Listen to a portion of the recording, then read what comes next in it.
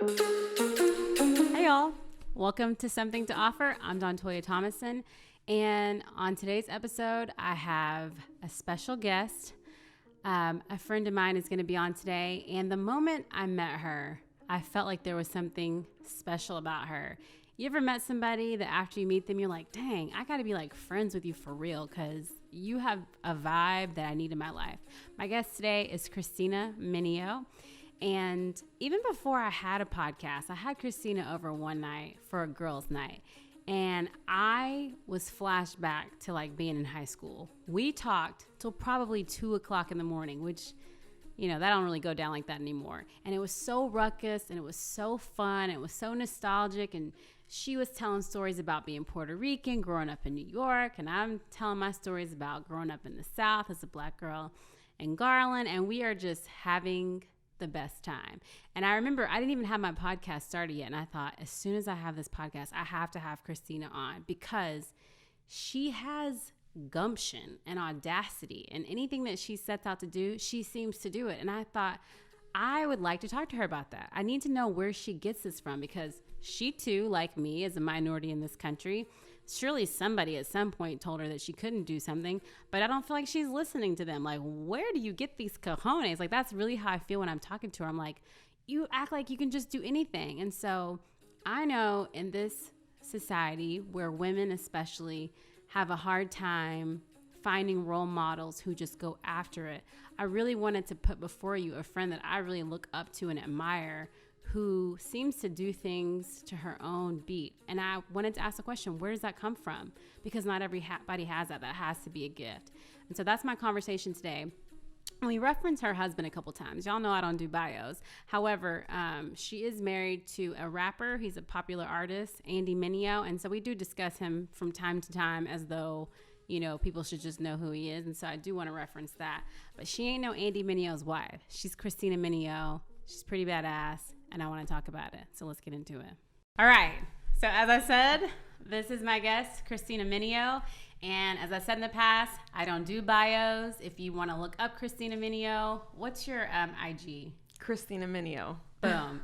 You can figure it out. It'll be on my IG of how to spell it. She's fantastic. And you have quite a bit of followers. I do.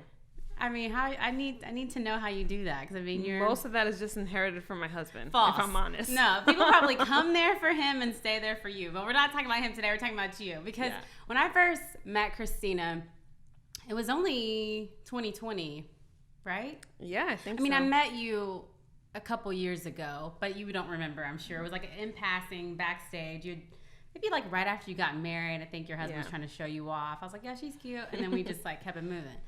But we went out to eat right before the pandemic happened. Yeah. And the reason why I wanted you on this podcast, because I'm trying not to be totally cliche, but a little bit. Like, when I met you, I felt like the whole Something to Offer thing kicked off. I felt like while you were talking, I needed to take notes. And there was a word that just kept coming to me. I'm like, she has gumption. Do you hear that word a lot? I know that word in Spanish. I've never heard it for real in English. Do you know? No, I don't. Oh, it's okay. I'm like, it's like a, you know, it's because it's a word I don't really use a lot even in English. But it's kind of like cojones. Like, it's kind of like this thing where, like, I don't know where you're getting the balls to do what you're doing. When I first met you, you had just moved here from New York. You moved to Atlanta. And you already were buying properties and flipping them. And I'm like, well, how do you know how to do that? And you told me you read some books. I'm like, well, I've read a lot of books, but there's a lot of stuff that I'm not going to just do. So I was like, man, she has gumption. Then we talked a little bit about our church background. I'm from the South, which is just different. Just real different. But I think being from the South, there's this like mentality that we have, and this a little bit of a superficiality that we have, that when I was talking to you, I didn't find it in our conversation. So I'm leading up to ask you where you got your balls from, where you got your gumption from. And I think from our conversations, a big piece of that is a part of your background. Yeah. And that's what I want to talk about a little bit. You're Puerto Rican? Yes. Is that, you're 100% like? 100%. Both parents. Both parents Puerto Rican. We're going to talk about that in depth a little bit later. But you're Puerto Rican and you're from New York Yes. What neighborhood, born and raised? So between the Bronx, then I went to church in East Harlem for like 18 years of my life. So I did live there for a short period of time, but I just all my friends were there. I went to church there, but I also claimed that because of how much time I spent there. Yeah. And also in the suburbs outside where my parents lived too. And I'm going to say, you already sound cooler than me because you said you're from the Bronx. It just feels like I'm just from Garland, which it's fine. But I mean, even as you talk, I'm like, I don't think you realize like it takes something to be from the Bronx. So when you were a little girl, because I don't know, actually, first let me ask you this. I say you have gumption. I felt impressed when I met you, not because of who your husband was, but just how you carried yourself. I felt like you knew who you were. I felt like you were stepping out and doing things in a new city that you shouldn't necessarily probably be doing. Mm-hmm. But how do you see yourself? Do you feel like you have gumption? Do you feel like you got balls? Like, what do you feel like? That's an interesting question. I think I do feel like I have balls because of circumstances, I've grown up and I've believed in myself. And I've come to a point that like, if no one else believes me, I believe me. Okay. And that's enough. And not that that's always strong, but I've settled with that. Okay. So that's the kind of thing I need to hear why, because when I started this podcast, that whole something to offer thing, there's a lot of people that they've not arrived at that at 30, at 40, at 50. So tell me a little bit, what's it like growing up as a Puerto Rican kid in the Bronx? Are you surrounded by Puerto Ricans? Do you think you're beautiful? Are you the standard? Are you the minority? Like, what's your life like? So I grew up, most of my like young adulthood was in the suburbs in Rockland County. So that's a predominantly white neighborhood. But my family was in the Bronx. I was going to church in East Harlem and in the Heights after I got married. So all of my chosen friends and family were always in the city. So when I was in the city, I was the standard of beauty. Okay. Like the skin color, being Puerto Rican, having certain assets, everybody was here for. You were fine. You're fine now. Sound like your hair is flowing. But also, you are like in those neighborhoods. You are a dime a dozen. All the other girls look like that too. Okay. So it's just a part of like being Puerto Rican in the city. I feel like so.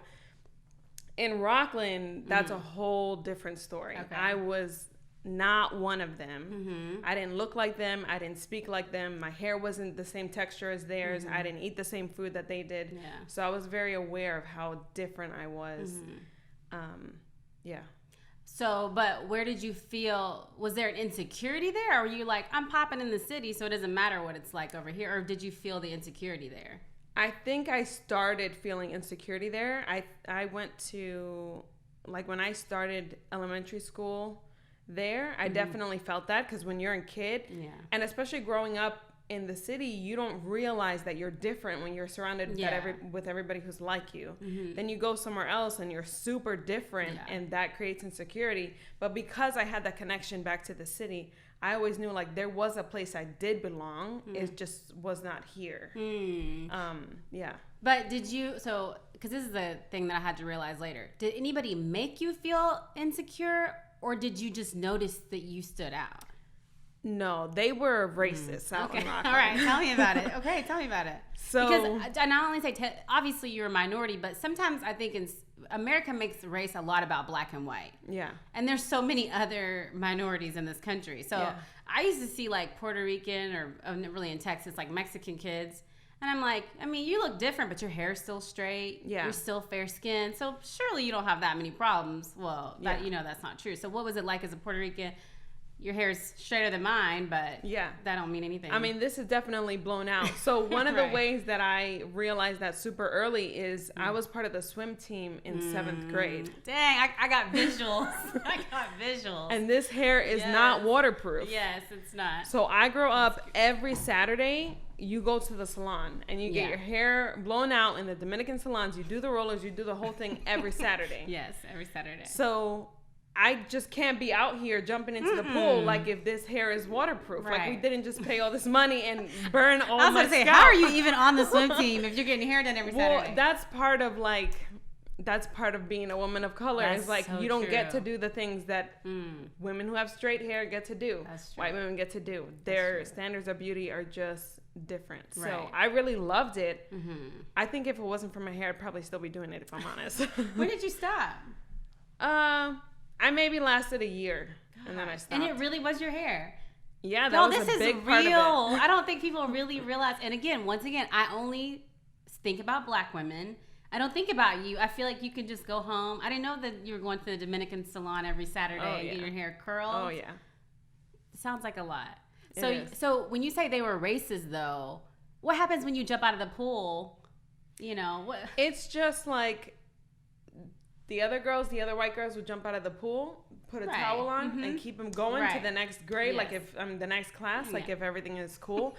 And all of a sudden, my hairs like are curling and everything is like falling apart, and they're just looking at you like, "Oh, your hair is not straight. Like, why is your hair doing that? What's happening? Blah blah blah." And I'm like, I'm not here to have this conversation with you. What other like racism did you feel as a little kid, like just in the school with the kids? So the other thing about specifically being Puerto Rican is that I didn't know the difference between Spanish and English. Oh, really? Because I grew up with everybody speaking Spanglish. Oh, okay. So there were certain words that I didn't know were Spanish. Yeah. And then I'm trying to communicate, and they're like, "What? Like, what are you talking about?" Even the faux pas of me, like, "What's the gumption? Quick!" It's like, no, there's Spanish and English words. Yeah. Okay, gotcha. Yeah. So, yeah, it was just between my hair, or a lot of people were like, "I have a lot of thick hair," You do, and that's not very common for the type of white people that lived in Rockland. Okay. Because there's some Jewish women that have some super thick hair. Yeah. But it's just not as common everywhere you go. Yeah. So how my hair looked, the fact that it wasn't waterproof, my skin color, I'm darker than them. I don't have blue eyes. I don't have blonde hair. I will, if I come out of the pool and I don't put lotion on, I'm gonna get ashy. Like, you are just like speaking to all the like kid trauma. Just like, I remember this. Okay, yes. Yeah, the language is different. The food is different. Yeah. So all the white kids had like their little Wonder Bread sandwiches and Lunchables or whatever. And like, not only did we not have money for Lunchables, but it's like all this Spanish rice and in stuff. In your lunchbox? Yes. Yes. Yeah. And it's not even a lunchbox. It's like a Tupperware that was margarine or something. I hope that there's some people that's feeling this, because I'm not Puerto Rican, but we definitely had that country crock that never had butter in it. That was Tupperware. Oh my God, you're killing me. Yes. Yeah. So. In my house, it was sofrito or some kind of garlic mixture, and you open it and you're just like. And it's strong at lunch. Yes. And people are like, What is that? What's that smell? Why does it like smell like that? I mean, were you embarrassed? Absolutely, especially as a young kid, because you don't realize what you're experiencing. You just know that you don't belong, right? And it just doesn't feel good, right? I got you. Okay, so how do you go from, obviously you have this happening, you have Cristina in the city, but you have this one, but you said that there's a time that you determined that like, I just have to love who I am.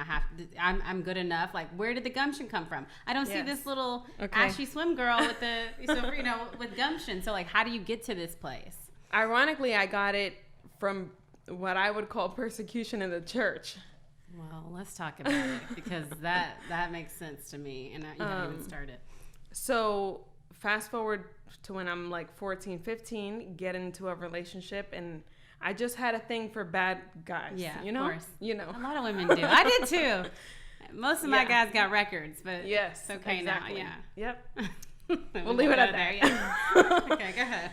So essentially, we just start becoming sexually active, and it starts to become known in the church. Okay. And everybody, like the youth group, people that I was with, growing up with, really, because I'd been in a church my whole life, everybody starts to find out, and then everybody has something to say, and like not nice things. Right, of course. And I was genuinely confused. Okay. Because I was like, first of all, I know what you people do on the weekends. They're like, no, not our business. We're talking about you right now. Yes. Yes. I'm like, no. Yeah. I know what you do. I know what the rumors are. Like, how dare you point fingers at me? Right. And then on top of that, I really did read my Bible. So I was like, the person that I'm reading about doesn't match with what you're saying. So there's a split here between how you are living and what I'm reading. Okay. And you just have to, like, you only get, I don't know if you call that bullied, or you can only get pushed around so much till you start to fight back, and you say like, this is where the line is, and it doesn't matter what you say about me. It doesn't make it true. Right. So and it's like, you're really inconsistent. Yeah. Like, or this isn't matching like the scriptures, like how you guys are one living, but then two coming for me. Yeah. So it's like at some point you go, your word's not valid anymore. Yep. Because you're inconsistent. That's right. That really feels Bible to me. I just think about even like the Pharisees and all the people that Jesus like had words for, because it was like, you're out here doing this, saying one thing, treating people like this. And it was just inconsistent. Like, your word doesn't matter anymore. Yeah. And it's not that they had mistakes of their own that invalidated them. It was the attitude that they came at me towards with. Because everybody, that also made me deeply understand that everybody's flawed and makes mistake and has a past. Because if I did it, other people will too. So it made me more confident that I didn't have to judge somebody to make myself feel better. Because I'm like, no, I've already been through it. I've been judged. I understand where I'm at, and I'm chilling.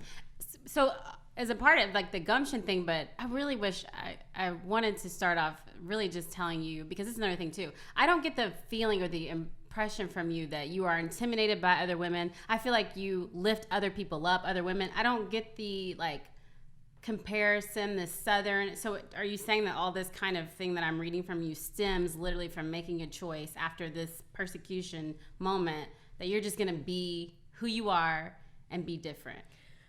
Yeah, because I realize that it's too much energy to try to be somebody else. Yeah. And I can't keep that up. Yeah. I'm like, there was, of course, when you're younger, there's a few moments that you're like, okay, am I going to fake it so I make it, or I'm going to do this? And I'm like, this is too many lies to keep up with. I don't have the energy. Bro. Right. I don't have the energy. Was that church, that in East Harlem, that was predominantly Puerto Rican? Yep. And so it wasn't, this isn't like, because I come from like a white evangelical space. I mean, then I grew up Black Baptist, but it wasn't that judgment from there. It was like, no, these are my own people. Yes. It was more rooted in legalism. Yeah. More than it is.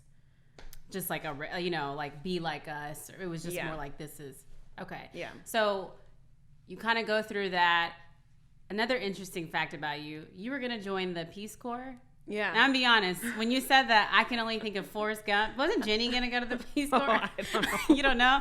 Well, I just feel like I just thought of hippies and like they were going to change the world. I don't really know what that means, but I'm like, what made you think you were going to go and join the Peace Corps? Like, what is in you? I feel like you have something in you that I don't understand, that I'm like amazed by. I'm leading to my ending point, in the future I have a thought, but I'm like, what is it in you that makes you think you can do that? Well, first of all, to go all the way back, I always felt like, especially in the church, to be somebody's girlfriend and eventually wife, they're like standards that you need to live up to. Okay. That I had already been clear. It was clear to me that I had not lived up to those standards. Wow. So then I'm like, okay, then I'm not trying to live up to those standards. I'm not trying to act like somebody I'm not. Right. If Jesus says that he loves me the way that he does, then I don't have to try. Right. I'm not going to try either, because it's like too much energy for people that, not that they don't matter, but that their opinion doesn't ultimately matter. Right. So I wasn't out here like in college, like I can't wait to be married. I was probably the only one in my friend group that was like, I don't know if I'm ever going to get married. Okay. So instead of like trying to be here and be cute at a job, I was like, I'm going to go do work in another country. Oh, you just pained me, because that's what we were doing, right? We're just trying to be here, be cute till we're scooped. Because you're like, I'm already like, I got a scarlet letter according to y'all. Right, so I'm just going to go with it. Out here. Okay. So you're not trying to get scooped. You got a plan. And you were sincere about that. Oh, 10,000%. You weren't trying to you're just like, who cares? I'm not trying to get married or what? Right. I didn't think I was going to get married. I 10,000% had boyfriends. Okay. Yeah. Yeah. You was just going to boyfriend it out. Yeah. I get it. I was like, I'm going to find somebody, but I don't need to be out here trying to get married. Yeah. You're going to be Oprah. You're going to find you a Stedman. Yes. Okay. I got you. You didn't need all this like evangelical, this pressure. You were just going to, but then you did find somebody. Right. Or he found you. To my surprise. To your surprise. Found each other. Yeah. And that clearly changed my plans altogether. Right. So you didn't go to the Peace Corps. No, but while Andy and I were dating, I was still processing my application to the Peace Corps, and like we started dating. We got married 2014, so this was late 2013. Yeah, and I was supposed to be shipped out early 2015. You were going. Oh, I was out. I was out of Gumption. I really am just like, I just don't understand. Even if I decided I wasn't going to get married, I would be like, well, I guess I got to find something to do. Like, the Peace Corps is like legit. You're going to leave. It's very complicated feelings because I'm like, yo, I don't, like, this country is so corrupt. Yes. This church that I'm in is so corrupt. Like, what am I doing here for? I'd rather do what the Bible says to like an extreme, and I'd rather just pick up and go to another country and serve in a way that I can. Yeah. Because I also recognized the privilege that I had as an American. So I was like, I would rather just submit that to other people and serve them than try to be here in all this BS. So when you like decided, I'm gonna like go against what these people are saying and be my own self, like, where is your identity in that, though? Like, obviously when you're a kid, you used to be embarrassed about your, like, Puerto Rican side. By that time, had you, like, resolved that that's who you were? Like, were you proud of that by this point, 100%? Or were you still wrestling in...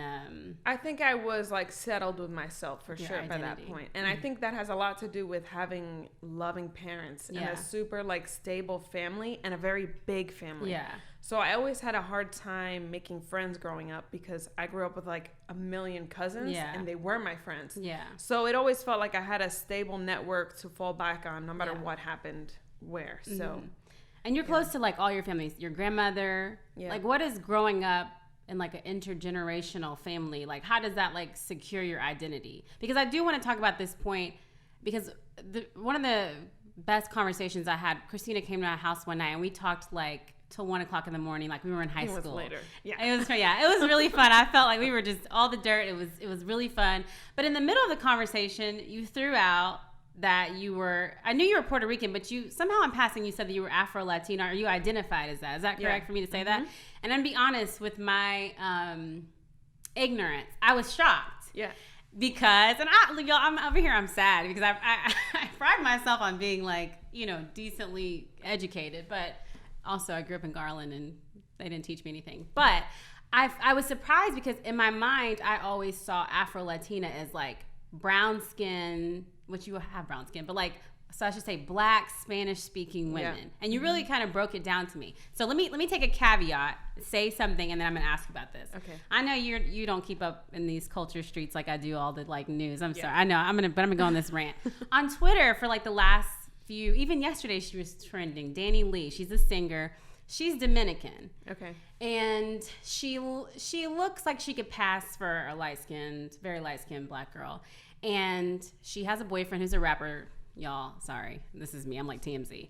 And he's dark-skinned. So she wrote a song for him about how, he likes him yellow, like he likes yellow bone. So Black women were totally offended. We have this colorism wave, not just with Black people, but also with Afro-Latinas, with, I've been to China, Japan, like there's colorism everywhere. Yeah. So I can understand the offense of like, what are you talking about? But where I started to see the breakdown was that Black women were saying that basically she couldn't claim any of her Blackness.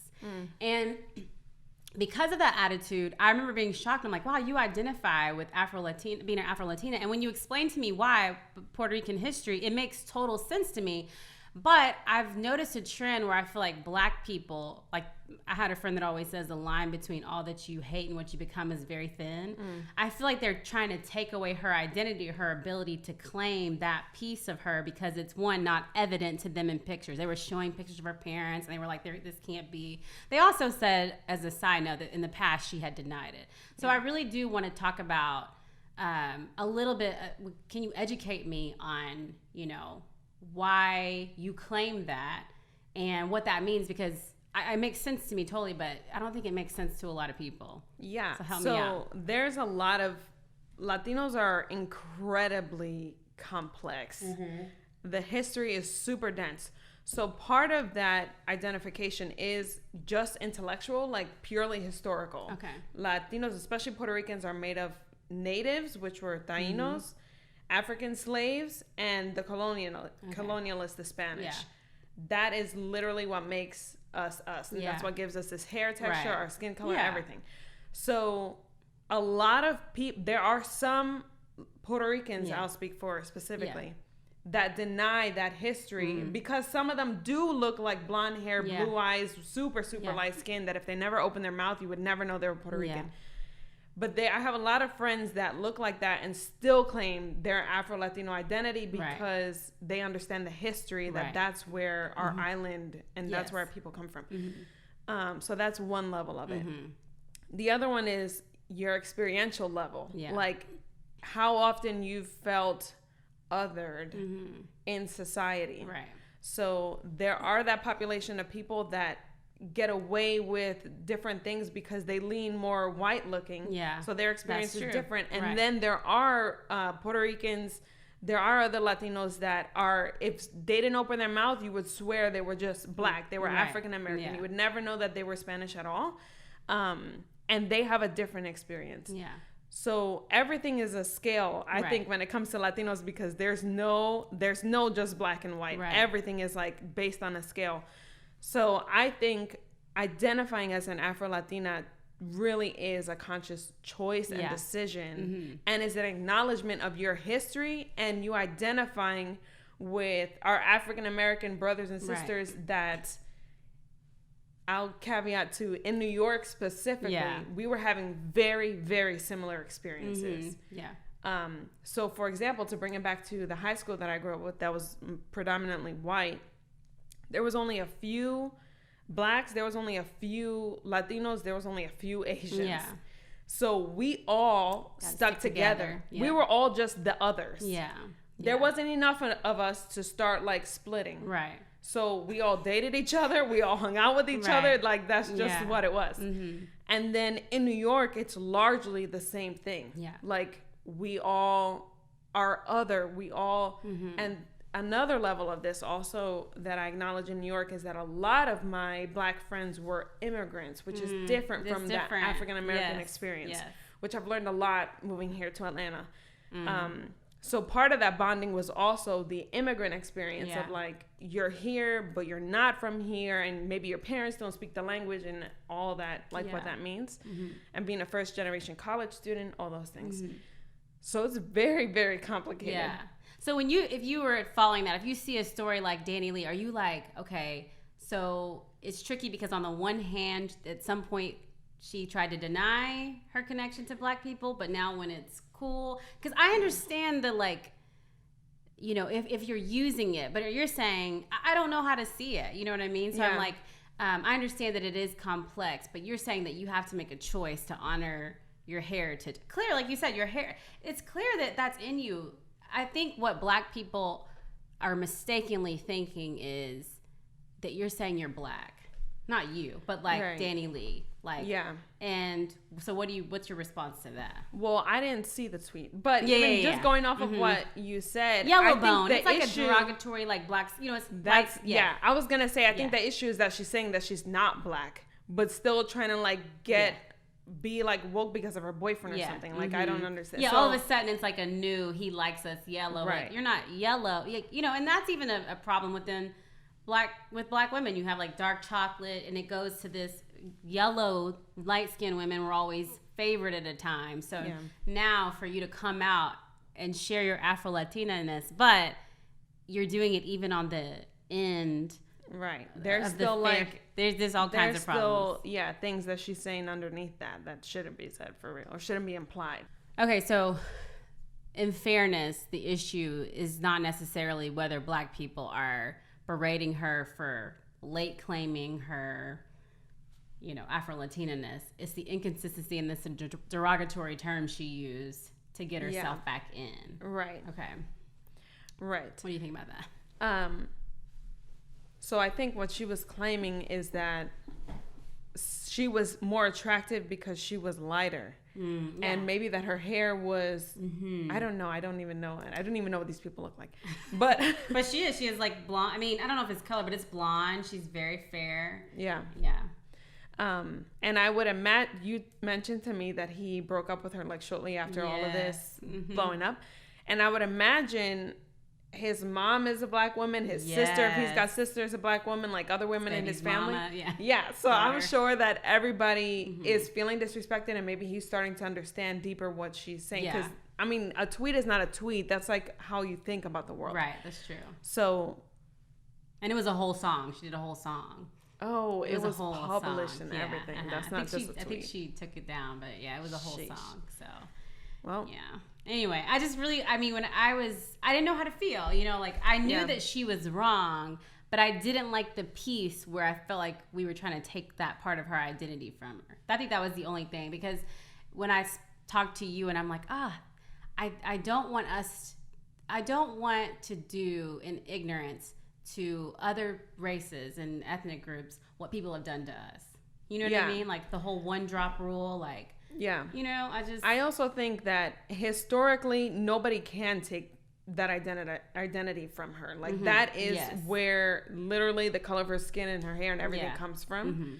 But I do think the social implications of how she speaks is what was being addressed. What was being addressed. Okay. Which I think is super fair. See, you got to ask people. You know what I mean? You can't just be all to yourself. That's why you got to have different kinds of friends, because I was vexed. You know what I mean? I'm a little bit of like an empath.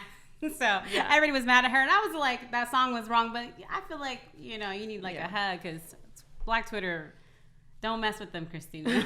I don't know if you plan. I don't even have Twitter. Oh, so good. You're safe. Yeah. Okay. All right. So, you know, I do want to bring up one thing again, just to like kind of get your thoughts. I looked back recently and remembered after last year's Super Bowl, like how excited you were that Jennifer Lopez and Shakira performed, and there was like a lot of backlash. It was like, this was nasty. They were like shaking and like, and they were half naked. And it was a whole thing. Yeah. I don't know if I'm just like, wow, because I just watched it like, oh, it was a cool ass, you know, performance, and they tore it up. But I went back and read what you said, and it was so like, it resonated. It's like when you talk about being in high school with the Asians and the Blacks, it's like we're so different, but the way you open up that Tupperware and you have the scent of your Puerto Rican family coming out, we all have that otherness. We all have that otherness. And like, you know, so there is an understanding. I remember when Beyonce's Formation came out, I watched that video 12 times in a row. I love it. Like, I stand, right? But it wasn't just because she's Beyonce. There were so many things in that video. There were so many things about Black people, about what happened in New Orleans, about Katrina, about how Black people have been left behind, about like celebrating like her husband's nose and hair. It was so Black that I was so proud that it was all in there. And you mentioned like at the Super Bowl, all the things that the people missed because they aren't Puerto Rican. Shakira is she Lebanese or what? Yeah, I think she's Lebanese and Colombian. But still, it's like, you know, so people are just, I want you to talk about what you said, because I think it's so important as we colonize and whitewash everything. Not just Black people, like we do it to everything. And you pointed out so many things in that post. If y'all follow her, you need to go find that post from last year, because I thought it really beautifully stated, like, y'all missed all the things that were intrinsically who they were. Yeah. That tongue motion, that's from her country. You know, talk to me about that. And I'm going to give you a minute to just go off. You know what I'm saying? Jennifer Lopez is your Beyonce. Yes. And you have Jennifer Lopez. I get it. You know what I'm saying? I'm going to let you go off. Tell me the importance, one, of being a girl from the Bronx, Puerto Rican, and Jennifer Lopez blows up. But also, what are we missing when we disrespect the culture of your people or another person's? Yeah. Well, so many things. I mean, that post, I was quoting somebody else's explanation, but obviously I agree with it. If not, I would not have reposted it. And I think when it comes to other people's cultures that we're not exposed to, I think it's better to ask before like come to conclusions. So many people were looking at that performance off through the lens of American Christian biases. Yes, purity culture. Yes. Which we've already addressed in my lifetime. We need a whole nother like podcast where you just say the things. But anyways, go ahead. Yes. So I think it's a lot better to ask questions and pause before it's like, no, this is how things should be done because these are the rules that my society makes. Yeah. And just the realization that your society is not the one that makes the rules. The standard. Yeah. This is really hard because you're Puerto Rican and I'm Black, so I don't know if we can really answer this, but how do you think we could get the majority culture to understand that they're not the end all be all? That it's not just like that. Even in Christianity, you've westernized a lot of Christianity. And even now, I've visited several countries in Africa, and they're all different. It's not, we just act like Africa's Africa, but they're all different. And you go there, and I see people moving a lot like the Beyoncés, the Jennifer Lopez's. And there was a part of me that from that purity culture used to go, yeah, I can't do that. I can't do this. But I'm like, no, I've said this before. I want to come home to myself. I want to be like my people. Like, we grew up dancing. We grew up having fun. And at some point, somebody told me, like, that's sinful. That's wrong. You know? And I'm like, is that because it is? Is that because some people are rhythmless? Like, why do we have to stop dancing? I really, like, how do you think you could, if you could speak, 'cause you're married to a white man. I mean, but your husband has not, let me have a caveat. He has not held on to like white as what a nationalistic, like white centered. He understands that he's other things even as a white person, and he identifies with his otherness, Italian, you know, like, because white people aren't all the same, you know, so. And for most of his life, he's been like around black and brown people. Yeah. For the majority of his life. So I also feel like he's had a different experience than most other white people growing up. Yeah. And especially in terms of dancing, that has a lot to do with a culture's values. Yeah. And there was a great book that I read. Let me think about it. You might have to edit this out. Yeah, I'll post it and let people know.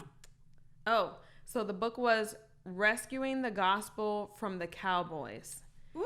And it was a PhD dissertation, and I'm so sorry that I don't know. Should I look up the author? No, I can find that. I'll post that, yeah. So it is incredibly dense. It is a dissertation, but it's written by a Native American who goes off, basically like, you share Jesus with other cultures, and that's great, but then you try to colonialize them. You try to say that Jesus is your culture and tries to strip them of their culture, and that's literally not biblical. That's not it, right. So the expression of other cultures is holy. Yes. And is not inherently sinful. Now, J-Lo was not out there doing a dance to worship music. Let's be clear. It's fine. It is what it is. But just the way of interpreting dance alone, I just want to address those things too. Yeah, and I understand. It's never about like the holiness of a person, but it is this concept of throwing baby Jesus out with the bathwater. Yeah. It's like, if it doesn't look like this, then it's not of God. And it really is interpreting scripture always through Western lenses. Yeah. You know, we have, I saw a meme the other day that this guy had gotten Jesus tattooed on him, and that's what the post said, but people were like, that brother got like a cousin. That's not Jesus. Jesus wasn't white, you know? So it was like, it's true. It's like, we've so decided that this must be who Jesus was because the majority believes that way, that we've even painted him up.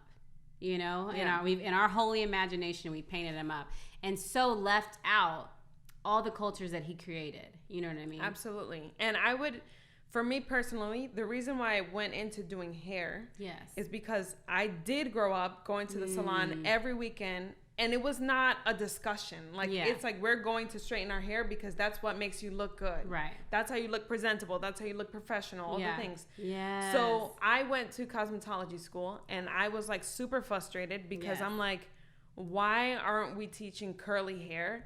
And then at one point, a classmate of mine was like, oh, because what did she say? She was like, that's not the standard. And I said, look in this room. There was only like 10 girls in the room. Yeah. And we counted, and I said 7 out of the 10 girls in here got curly hair. How is straight hair the standard? Literally 3%. Right. Like, I don't understand. Right.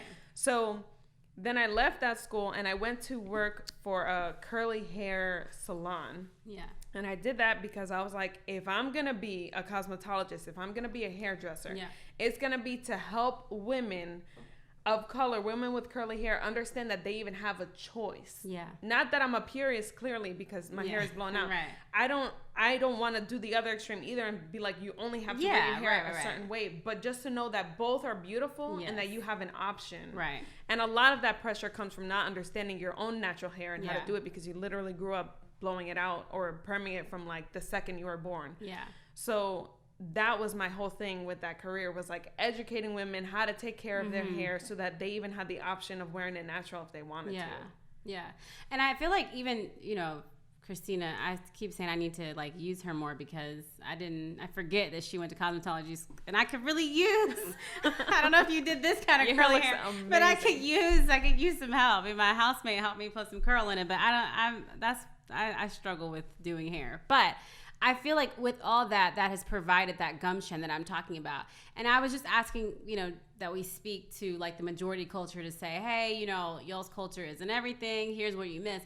But I think we talk to the majority culture a lot. What would you say to like women that are minorities without gumption, who are probably still pulling out their lunches and being embarrassed, who haven't embraced their hair, who haven't embraced their tongue,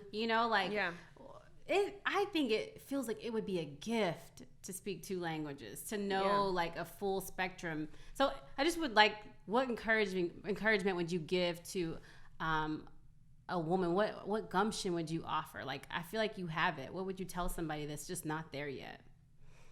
I think you kind of touched on it already, but I think our differences and our cultural differences, the different cities that we grew up in, that is like the spice of life. The fact that all of us are different. So if we're here trying to make everything super bland, it's not going to taste good. It's not going to be like as good as it can be.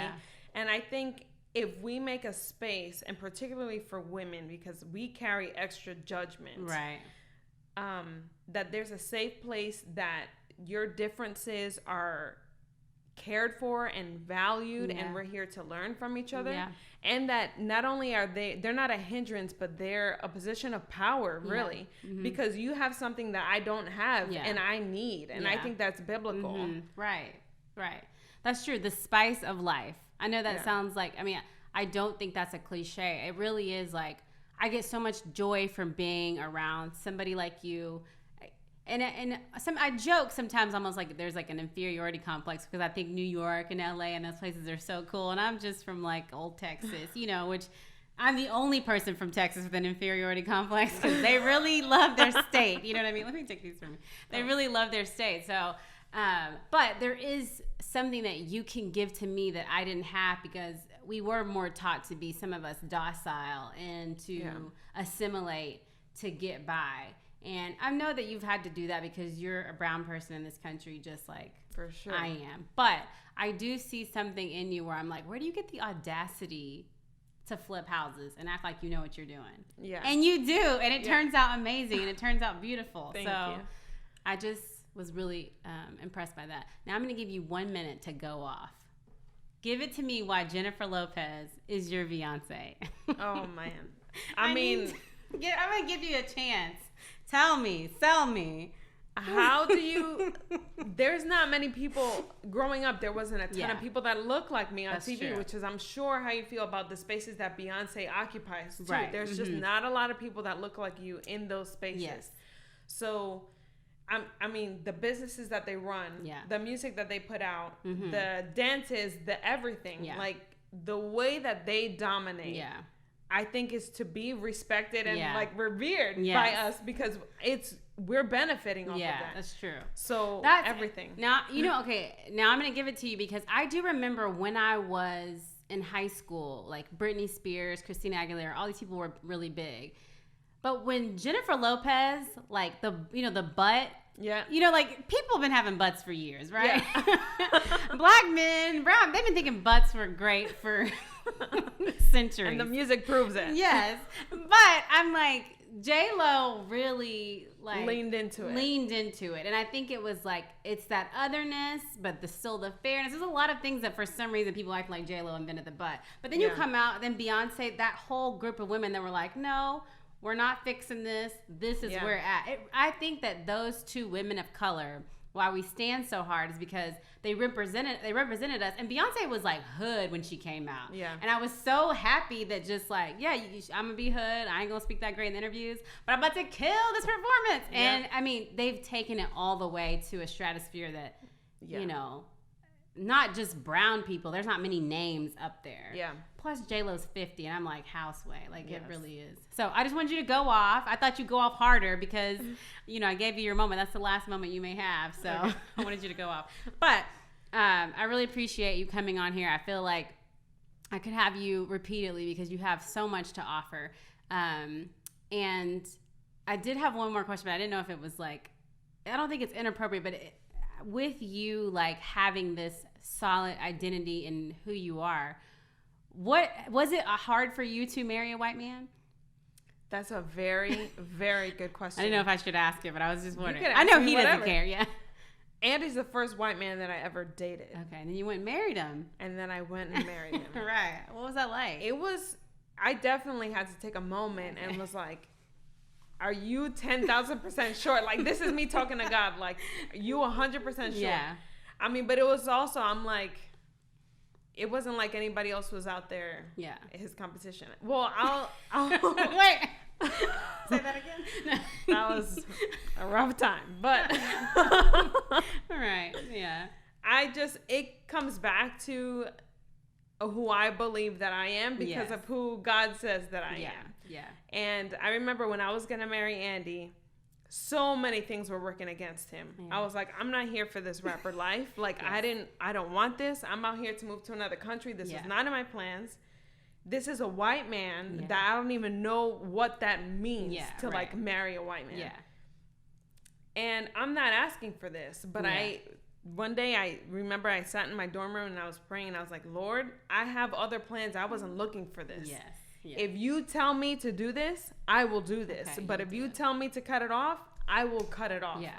So I feel like part of that security, that gumption comes from me feeling like I know who I am and me feeling like I have a clear connection with the Lord. Yeah. That if he were to tell me jump, I'm like, how high? And it doesn't matter if anybody else understands why I'm jumping. So I'm like, okay, this was not part of my plan to be out here to be married, let alone to a white man. But if I feel this is what the Lord is telling me, I'm going to do it. Yeah. Like no matter what. No matter what my community thinks, no matter what my parents think, no matter what my plans were, I'm going to do it because I've also been in situations where I didn't listen and I touched that fire and I'm straight. Yeah. I'm good. You can touch the stove and you're not going to do it. It's again. Hot. I'm good. So did you have any and I want people to understand, because I've dated white men as well. I want people to understand when you ask the question, like, it's not about racism, like you can't marry a white man. There is a load that comes with different cultures. And I think, you always want to say like, oh, the Lord, yes. Yeah. But still grandma. But still, Okay, so I got mixed signals. Yeah. Because there is still, colorism is very real in the Latino community. Yeah. So some part of my family was like, amazing, let's do this. Like, leave all the other guys you were dating. This is where it's at. Wow. And then there were other people that were like, what are you doing? Mm-hmm. Like, he's so different from you and you didn't come from the same culture. Like, why are you doing this? Yeah. So I was just kind of in the middle, like, this is just what it is, man. And we've definitely had moments that I was like, wow, we come from different worlds. Yeah. But Andy has always, when I met him, he was living in the Heights, surrounded by Dominicans, and the culture is super similar. So he was very aware and appreciative and respectful of the culture that I came from, which was huge. Yeah. Like, he wasn't somewhere from, like, some white community and just, we're getting married. He was, like, and wanted to, super knowledgeable. Yeah. Okay. And comfortable with it. So I was like, okay, let's do it. So you'd recommend it, like, if cautiously. I think you got, I would say that for anybody. Yeah, and I'm being funny, but I actually have real close relationships with people who have married outside of their race. I was very close to doing the same thing. Even my husband was too, but she wouldn't have made it. But there have been, like, part of the marriage counseling really is like, man, there is a struggle because of this identity piece. So it's not about just like two races can't be together, two ethnic groups. It really is the cultural backgrounds, the understanding, the politics behind what it means to be a black and brown person that don't affect, the majority culture. I've really seen these things play out in a marriage. Or even how you process the world. Yes. That's the biggest difference that I've seen between Andy and I. Okay. And that, I think, has to do with race. That also has to do with gender. There's many layers there. And I'll give one example really quick. No, you're good. Me and Andy and another friend of ours, we were on tour together and we were walking backstage. So there were like trucks unloading. It's like all this equipment. So it was actually me, Andy, and propaganda. Yeah. Mm-hmm. So there was a truck bed that was down and kind of in the middle of the sidewalk. Yeah. And me and Prop went out of our way to go around the truck bed, and Andy just went on top of the truck bed, like if it was. And me and Prop had this moment, like, he's so white, like I don't understand. And he saw nothing wrong with it because he was like, it's in my way, I'm just gonna walk over it. And me and Prop spent the rest of the day talking about like, why did we move? Yeah. Why did we feel like it was a black guy, for anybody that doesn't know? Yes, that's right. Uh-huh. Why did we feel like it was our responsibility to not make waves? Yes. Like, why did we shrink in that moment? And why didn't Andy? Yes. And I feel like that is like, I've seen that flesh out in a lot of different ways. And in some ways, that's actually been very healthy for me. Yes. To be like, oh, I don't have to shrink back. I don't have to, like, stay in my place. Mm-hmm. I am allowed to, like, step out in my full power. So you're getting some of your gumption from being married to this white man. I think I had some, and then he just took water and was like, let's just go for it. I love it. Yeah. Congratulations. Good job, Andy.